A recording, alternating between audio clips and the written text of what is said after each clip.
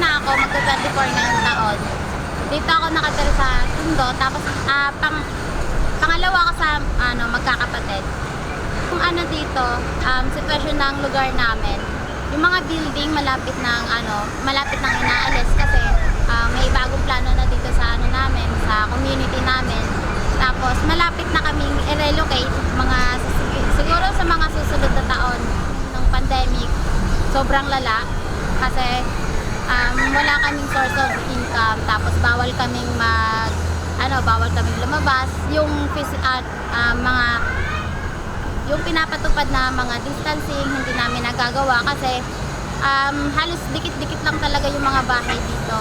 At umaasa lang kami sa bigay ng gobyerno, bigay ni Yang Focus. Ayun yung sa loob ng ilang buwan, ayun yung namin, mga naging source namin para makakain sa araw-araw. Natigil din yung trabaho ng ng mama, ng papa ko. Tara po, punta tayo sa bahay namin.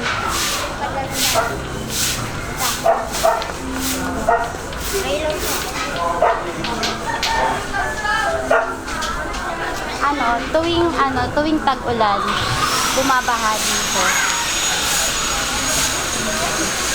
Tapos, minsan hirap kaming lumabas kapag tag-ulan. Andito.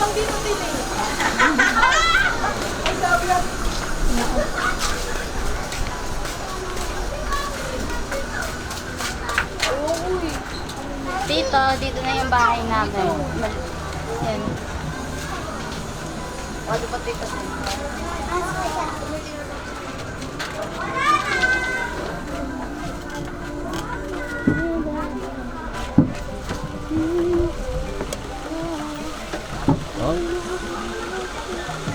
Ayun, welcome sa loob ng bahay namin. Tapos dito yung kwarto ko.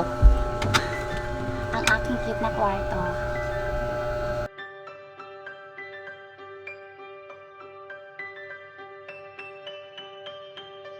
Ito po yung mga gamit ko. Konti lang naman sila. Tapos ito yung study table ko. Dito ako gumagawa usually ng mga activities. Tapos mga projects. Tapos isa sa hobbies ko yung pagbabasa. Kaya meron akong mini library dito. Konting libro, mga 3, 4. Tapos mga dictionaries. Tapos meron akong bagong hobby, yung pag-crochet. Kasi gusto ko matuto panibagong hobby.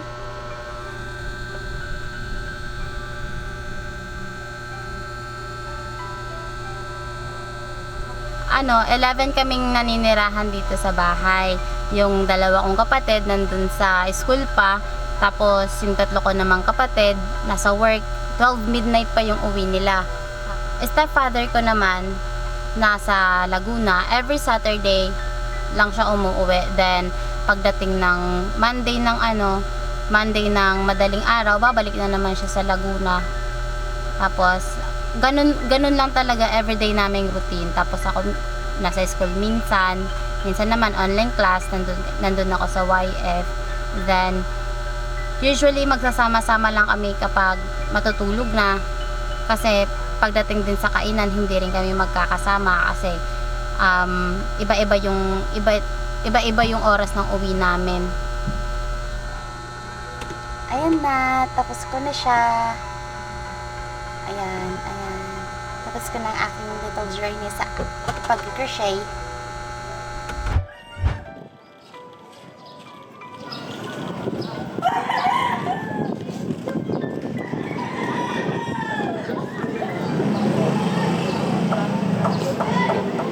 Today,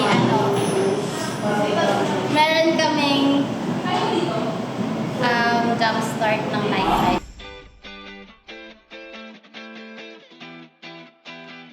Ang nightlife program ay nagsisilbing pahingahan ng mga estudyante mula sa kanilang busy schedule sa school.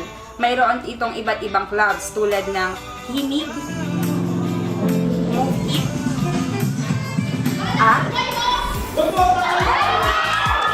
Health Unlimited, Hiraya, at ang 4-piece. Ito lahat ay patungkol sa kanilang creative development upang mas matuklasan nila at ma-enhance nila ang kanilang creative side. Hi! Ako po si Cindy, ang Student Support Program Manager. Isa sa mga kinaharap na pagsubok ng Young Focus ay noong pandemic, kung saan naging limitado yung interaction namin sa mga estudyante.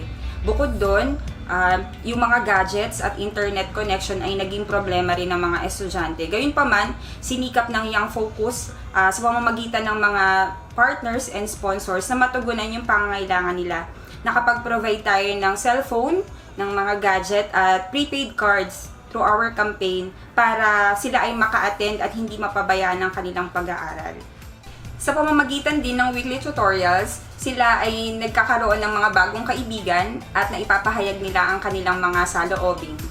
Naniniwala ang Young Focus na sa kabila ng kahirapan, ang edukasyon ay daan at pag-asa para sa kanilang maayos na kinabukasan.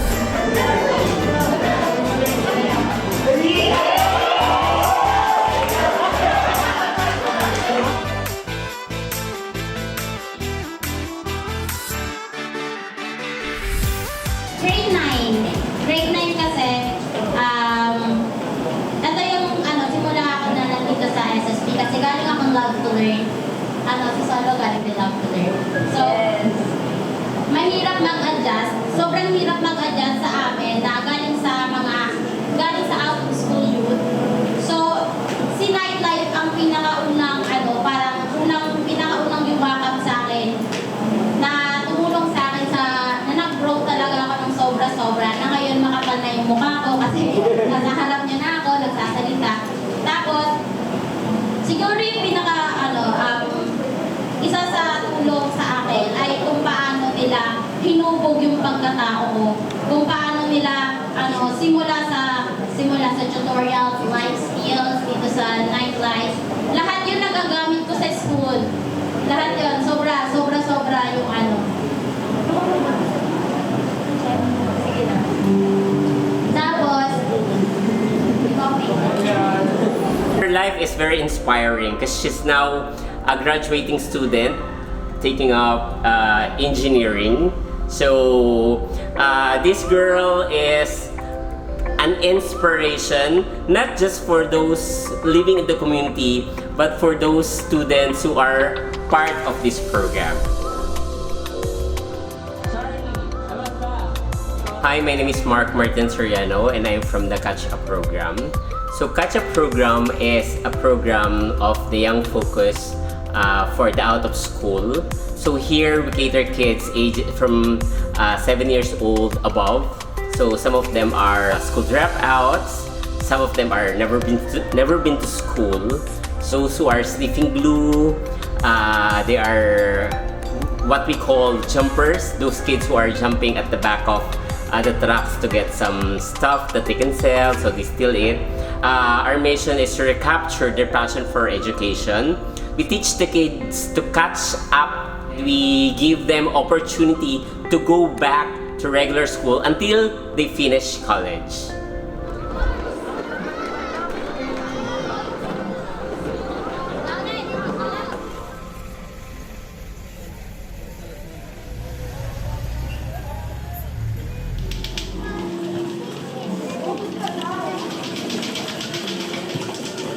Kapag halos kalahating araw yung ulan sa amin, ganito yung nangyayari sa daanan namin. Sobrang nagbabaha talaga siya. Kaya kung hindi ka kung hindi maayos yung sapatos mo or pang suot mo sa paa, magkakaroon ka talaga ng sakit. Kasi sobrang dumi ng area namin dito.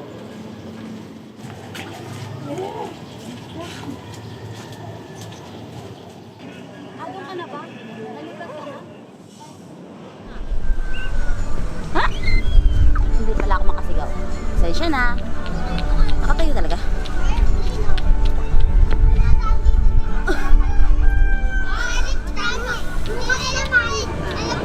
Kakatapos na ng klase namin. Kakatila lang din ng ulan. Pagpasok ko ng college, akala ko madali lang. Sobrang hirap pala niya. Lalo na nag-pandemic. Nung pandemic kasi wala akong load financial. Mahirap wala akong phone, wala kaming internet, wala akong pampaload talaga. Tapos, umabot pa sa point na gusto ko na lang itigil yung pag-aaral ko kasi pahirap siya ng pahirap kasi hindi ko alam kung saan pa ako kukuha ng mga gagamitin ko sa school, pang online class. Buti na lang talaga nandyan si YF para i-provide lahat ng pangangailangan ko, tulad ng cellphone. Pinahiram nila ako ng cellphone, pinagamit nila ako ng computer, pati load allowance provided din ng YF. Kaya sobrang thankful ako kaya hanggang ngayon dire-diretso yung pasok ko. After kong makagraduate, gagamitin ko yung mga pinag-aralan ko para syempre maiahon sila mama sa kahirapan, makaalis ako dito sa gantong hirap na na komunidad. Gusto ko rin magkaroon ng magandang paliguran, malinis na bahay, komportable yung pamilya ko na makakaupo sa loob ng sala, may sariling kwarto na may syempre malamig. Katulad yung estudyante, yung mga magsisimula pa lang, nasa kalagitnaan na, or sa mga tulad ko na patapos na ng college, tuloy-tuloy lang. Hindi hadlang yung gantong komunidad or hindi hadlang yung nakapaligid sa atin para tumigil tayo sa pag-aaral.